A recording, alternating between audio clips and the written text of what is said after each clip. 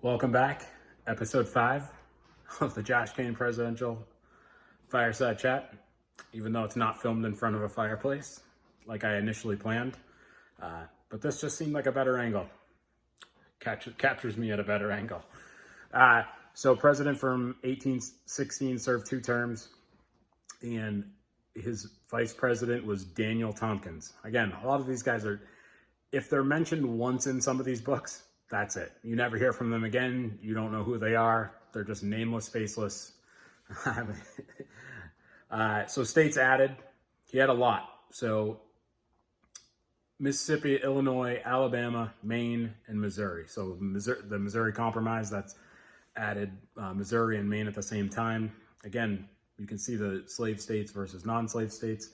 So, we're on a collision course for Civil War. So as you're reading and you're going through, and obviously I'm leaving, I can't cover everything. So a lot of the stuff is getting left on the cutting room floor of my brain, but it's just fascinating that, you know what's coming, and they just bungled themselves all the way. I mean, obviously there was probably no chance of avoiding Civil War, but he was a Revolutionary War veteran, wounded, almost died.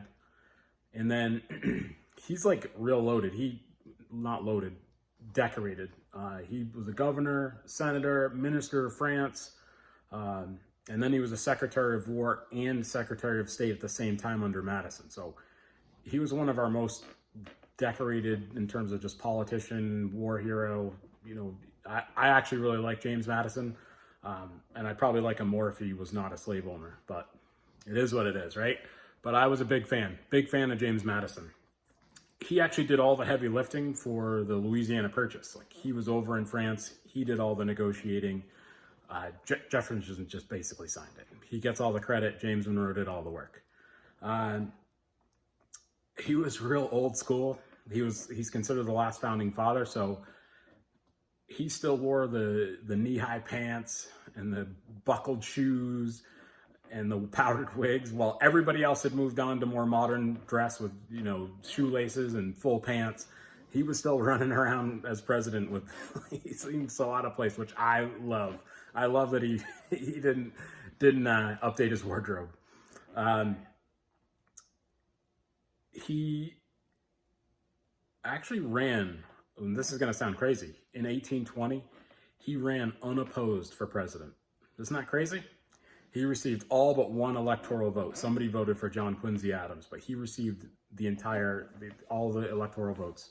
Ran basically unopposed. The Federalist Party at this point had completely collapsed.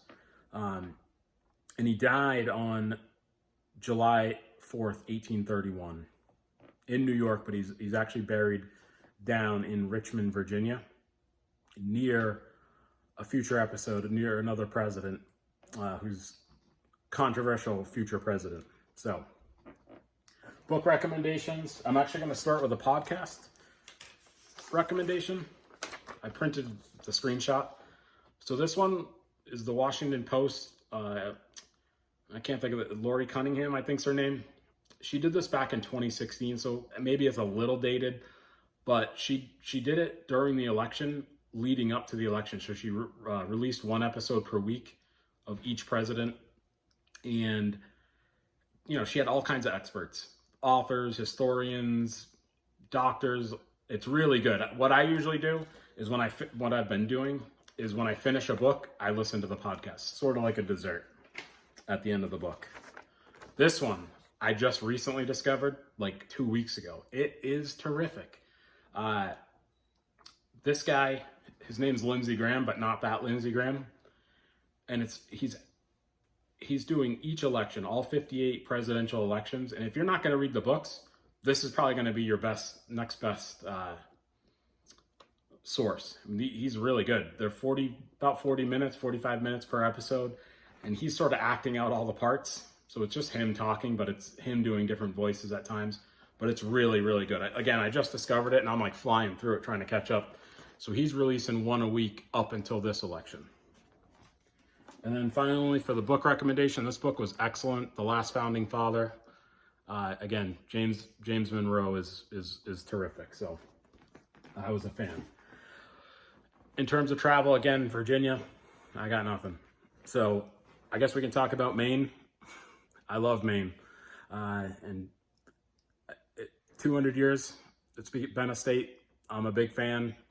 And luckily for you, you know somebody that owns a place there that's open for rent. So if you're interested, but yeah, Gunquit, Maine's probably a lot like Nantucket of the 80s and 90s. So we just love it. But yeah, that's it for James Madison. So that's the end of the show. Bye for now.